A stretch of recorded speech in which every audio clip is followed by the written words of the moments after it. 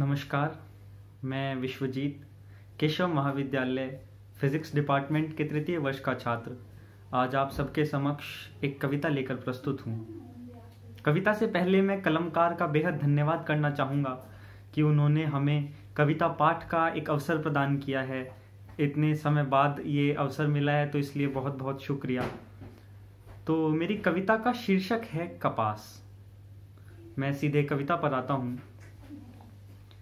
7वीं कक्षा में जब पहली बार अध्यापिका ने हमें पढ़ाया कि कपास होती है एक फसल जिसका फूल होता है बेहद हल्का किंतु घेरता है अत्यधिक जगह, जिसे काट कर बनाए जाते हैं वस्त्र जिनसे मनुष्य ढांकता है अपना तन।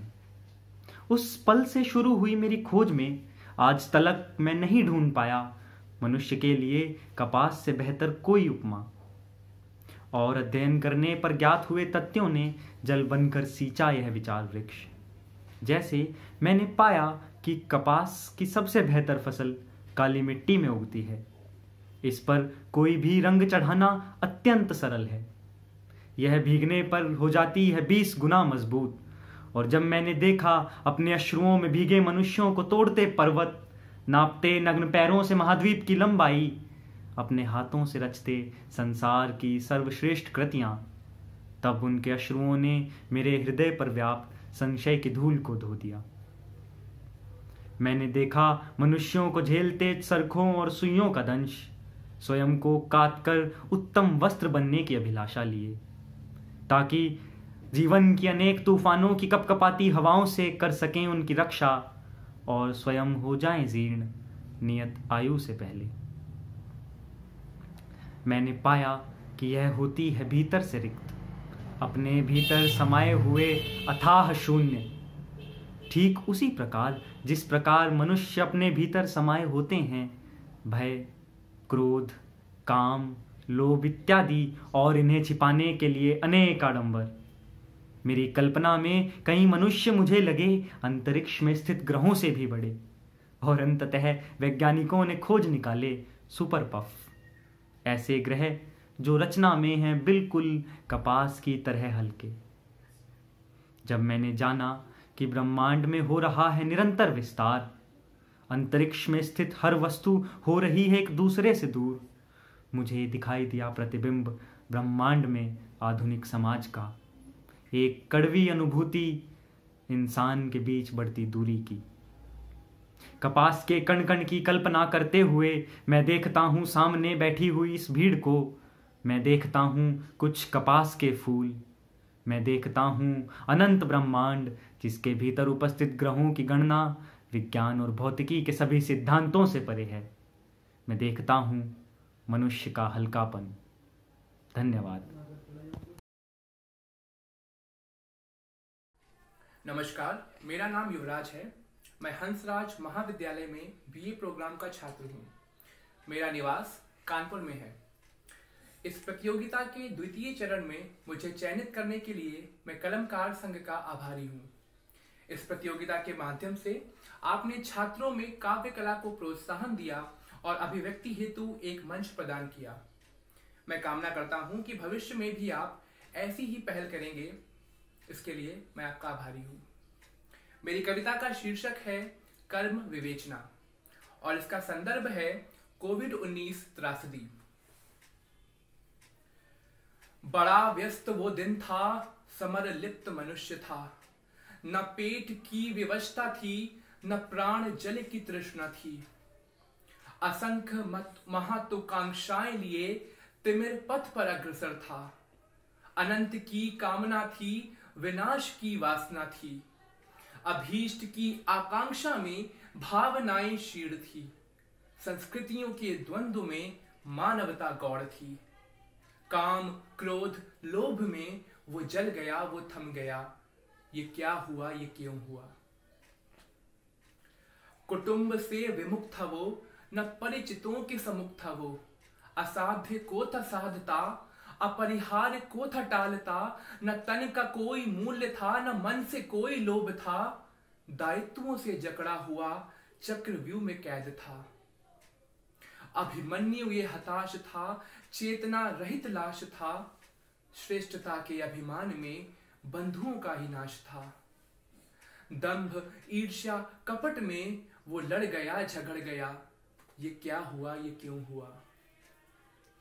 अतिथि बनकर आया था, अधिकार का प्रयत्न किया, मरणान तक का नाता था, भूखे नाश का यत्न किया। प्रकृति से खिलवाड़ किया, जागृति का ह्रास किया, श्यामल ये अंबर किया, स्निग्धता का सर्वनाश किया। अरण्य वनस्पति और पुनीत फसलें तो भ्रष्ट हुई, विध्वंसक परीक्षणों में ऊसर हुई मृदा, संजीवनी भी नष्ट हुई। अधर्म स्वार्थ पाप में वो फंस गया वो धस गया, ये क्या हुआ ये क्यों हुआ। संपन्नता की दौड़ में ध्येय मार्ग से भटका था, उत्थान का था लक्ष्य मगर आत्मविकारों पर तू अटका था। अपनी नैसर्गिक प्रतिभा पर अशक्त तेरा समर्पण था, आत्मरति में लिप्त था, धुंधला तेरा दर्पण था। अधिकारों की क्रांति में दायित्व तो विलुप्त थे, कौटिल्य के बिना ही पाटलिपुत्र पाने खड़े चंद्रगुप्त थे। सांप्रदायिकता हिंसा घृणा में वो विषक्त हुआ विभक्त हुआ, ये क्या हुआ ये क्यों हुआ। योग संयम साधना के प्रबल रक्षण से निवृत्त था, रोग कष्ट शोक अवसाद के पास से ग्रसित था। मर्यादा का था आवरण, व्यभिचार में संलिप्त था। न सृष्टि का मान था न जननी का सम्मान था, शस्त्रों की प्रतिस्पर्धा में दैत्य बना इंसान था। शांति उन्मुक्तता पंचशील मिथ्या ये सरोकार था, कट्टरता कटुता कर्कशता में वो उन्मत्त हुआ विक्षिप्त हुआ, ये क्या हुआ ये क्यों हुआ। आशियाने का त्याग किया, सिद्धांतों का श्राद्ध किया, स्वार्थ की पिपासावश मूल्यों को ही काट दिया। अब प्राणों का स्मरण हुआ तो आडंबरी वो कैद है, स्वभाग्य को है कोसता, पर दुष्कर्मों पर लेश मात्र न खेद है। स्वच्छंदता के नाम पर पराकाष्ठा को लांग दिया, अविरल बहती सरिता का जल उसी में बांध दिया। आसक्ति अन्याय आप में वो रम गया वो जम गया, ये क्या हुआ ये क्यों हुआ। अपने सनातन ग्रंथों से स्वप्रेरणा को प्राप्त कर, मानवीय विचारों पर विमर्श कर, न प्रलय का उपहास कर, न विचेतना का आह्वान है, मैत्री की पुकार है। संगठित हो सभी इस कहर का उपहार है। अज्ञानता पर प्रहार हो, कुरीतियों का संहार हो, सर्व मंगल की कामना से समग्र शांति का संचार हो। विस्मृत हो ये कटु अनुभव, चुनौतियों का आभास हो, ये जो हुआ उचित हुआ, ये जो हुआ उचित हुआ। सुप्रभात, मेरा नाम सुब्रत शुक्ला है और मैं हंसराज कॉलेज का विद्यार्थी हूँ। सर्वप्रथम मैं टीम कलमकार को धन्यवाद देना चाहूंगा कि उन्होंने इस उच्च स्तरीय प्रतियोगिता का आयोजन किया है और मैं आशा करता हूँ ऐसी ही सफल प्रतियोगिताओं का आयोजन वे आगे भी करते रहेंगे। और विलंब ना करते हुए आइए मैं ले चलता हूँ आप सभी को अपनी कविता की ओर। दरवाजा। एक रोज मैं दरवाजे पे खड़ा ना जाने क्या सोच रहा था, बस एक टक कहीं देखे जा रहा था, अपनी ही दुनिया में मशरूफ, कि तभी अचानक मेरा दोस्त पीछे से आया और बोला, भाई दरवाजे पे क्यों खड़े हो, या तो अंदर ही आ जाओ या तो बाहर ही चले जाओ। फिर क्या, बैठ गए वहीं उस दरवाजे के पास, कुछ उसकी सुनने कुछ अपनी सुनाने, और यूं ही सुनते सुनाते लिख दी ये कविता। आओ चलो कभी उन दरवाजों से मिलते हैं, आओ चलो कभी उन दरवाजों से मिलते हैं, जिन दरवाजों से हम अक्सर गुजरते हैं। मंजिलों की ओर खुले या मंजिलों से दूर, मंजिलों की ओर खुले या मंजिलों से दूर, हर दरवाजा बस इतना कहता है, अजी खुशनसीब हो जनाब कि मैं खुला तो हूं कम से कम। हाँ हाँ, खुशनसीब हो जनाब कि मैं खुला तो हूं कम से कम, वरना बंद दरवाजों के पीछे तो मंजिलों का भी दम घुटता है। बंद दरवाजे, ये बंद दरवाजे कितना कुछ कह जाते हैं, ना कुछ पूछें ना कुछ जांचें, मगर कितना कुछ सह जाते हैं। आखिर बंद दरवाजों के पीछे ही तो मोहब्बत परवान चढ़ती है। मगर इन्हीं बंद दरवाजों के पीछे सिसकियां भी पलती हैं। इन्हीं बंद दरवाजों के पीछे चीखें भी सन्नाटे सी लगती हैं। मगर हाँ, इन्हीं बंद दरवाजों के पीछे एक आस पलती है। आस दरवाजे के खुलने की, आस बाहर निकलने की, आस सिसकियों के थमने की, आस चीखों के हंसने की, आस वक्त के बदलने की, आस सपनों के हकीकत बनने की। दरवाजों की बात थी, दरवाजों की बात थी, मगर खिड़कियां उकता गईं। उनसे पूछा तो जाना, उनमें जलन आ गई। रोका न गया तो बोल पड़ी। अरे खिड़कियां तो खुलती हैं उम्मीदें देने को, सोए हुए मन में आस जगाने को, मगर उन उम्मीदों को फिर से सुला देने को। भला खिड़कियों से बाहर कभी कोई निकला है क्या? सुनकर दरवाजा शांत रहा। भला खिड़कियों ने क्या गलत कहा? सवाल ये मेरा जब दरवाजे ने सुना तो उसका सन्नाटा टूट पड़ा।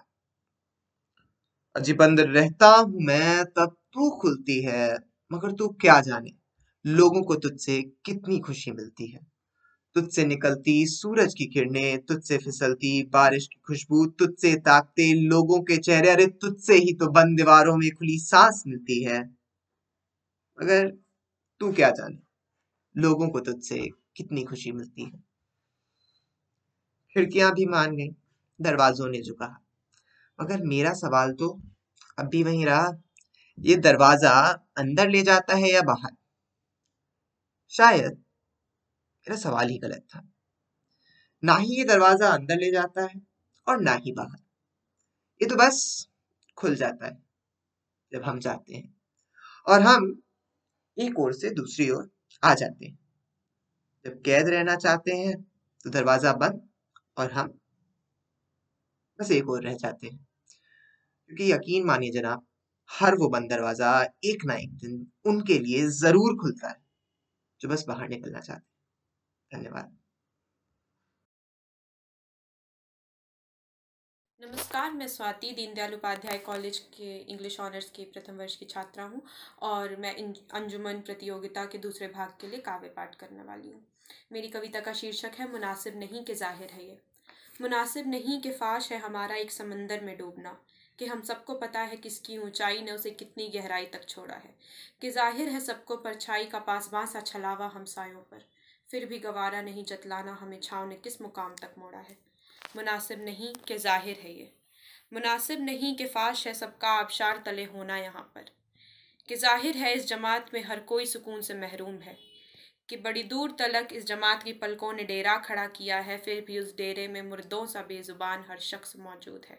मुनासिब नहीं के जाहिर है ये, मुनासिब नहीं के फाश है कंकालों का तैरना और हमारा बेचैन न होना, कि हमने तेज़ाब हाथ में और इलाज सैलाब में रख दिया है लिहाज से, कि हम हर शाहकार को रद्दी के भाव गिनने को राज़ी कर रहे हैं। ख्वाबीदा थे जंग बैठी मुसलसल रिवायतों को नज़र नहीं दिखाई कभी याद से। मुनासिब नहीं के जाहिर है ये, कि हमने माहौल बचाने को हवाओं की घुटन पी ली है। मुनासिब नहीं के जाहिर है ये, जो जाहिर के लगने लगे वाजिब है ये। धन्यवाद। नमस्कार, मैं दुर्गेश कुमार दीनदयाल उपाध्याय महाविद्यालय में इलेक्ट्रॉनिक्स ऑनर्स तृतीय वर्ष का छात्र हूँ। कलमकार सदा ही नए प्रयोगों को उत्साहित करता रहा है तथा उसके क्रियान्वयन के लिए अपना मंच प्रदान करता रहा है। इस वर्ष इन नई परिस्थितियों में नया प्रयोग वाकई काबिल तारीफ है और कई नवाचारों की वजह से उनकी मदद से अंजुमन का मार्ग बहुत ही आसान रहा है। मेरी कविता अंतर्द्वंद, जो कि एक सामान्य व्यक्ति और उसके अंतर्मन की सामान्य वार्तालाप है, उसमें विभिन्न मनोदशाओं को दर्शाने के लिए विभिन्न काव्य रसों का प्रयोग किया गया है। तो प्रस्तुत है अंतर्द्वंद। चुप रहूं या बोलूं मैं भी जब बाहर इतना शोर है, ताश के पत्ते क्या खोलूं मैं भी जब बिसात बिछी चहुओर है। अंतर्मन धिक्कारे मुझको, क्या तेरे अंदर बैठा कोई चोर है, अब हर घड़ी यूं मौन रहता है जब बाहर इतना शोर है। बार बार वो पूछे मुझसे चुप क्यों तेरी बानी है, अब मुंह खोल और बोल भी डाल तेरे अंदर क्या ग्लानि है। शास्त्रार्थ जब चल रहा हो सभा में तब मूक मंत्री की क्या सानी है, तर्क कुतर्क से जब चलती हो दुनिया तब चुप क्यों तेरी बानी है। अरे भीष्म परे सरसैया पर चुप रहने की केवल भूल से, अब कब तक यूं मुंह छिपाएगा माया जगत के मूल से। कौन बचा है अब तक, कौन बचा है अब तक इस काल कपाल के सूल से, थू थू होगी जाने पर तेरी चुप रहने की केवल भूल से। अरे बोला तो था मैं तब तूने मुझे धिक्कारा था, अनिल अनल हुआ बातों से मेरे तब तूने मुझे फटकारा था। सोम गरल हुआ जिह्वा से मेरे तब तूने मुझे दुत्कारा था, उथल पुथल हुआ राजतल में तब तूने मुझे धिक्कारा था। अरे मूक बधिर धृतराष्ट्र नृप हैं, क्या कोई बचा है यहाँ गांधी, स्वर्ण स्वर्ण सब चीख रहे हैं उपेक्षित परी है यहाँ चांदी। सिंहासन तब भी मूक रहा जब आई मेरे प्रश्नों की आंधी, राजनीति तो अपेक्षित थी क्या कोई बचा है यहाँ गांधी। अरे तलवार चली थी जब बोलने से तुम्हारे, बोलो जरा क्या तब तुम रोए थे। यूं कांटे चुभने पर रो रहे हो, यूं यूं कांटे चुभने पर रो रहे हो, बोलो क्या तब गेहूं बोए थे। देखा था मैंने तब भी तुम कुछ ढूंढ रहे थे, बोलो जरा क्या मानवता खोए थे। सब सम विलोम हुआ बोलने से तुम्हारे, सब सम विलोम हुआ बोलने से तुम्हारे, बोलो जरा क्या तब तुम रोए थे। यही कलुषित समीर देखकर जीभ दबाकर मौन हूं मैं, सुनकर हाहाकार स्वरों में चक्षु भींच कर गौन हूं मैं। यही कलुषित समीर देखकर जीभ दबाकर मौन हूं मैं, सुनकर हाहाकार स्वरों में चक्षु भींच कर गौन हूं मैं। अब अंतिम पंक्तियां अंतर्मन कहती है एक सुझाव के रूप में, आवश्यक हो तो संयम से बोलो, मुख खोल मुखर हो तुम, सोममय समीर होगा तब इंद्रियां जागृत कर प्रखर हो तुम। धन्यवाद।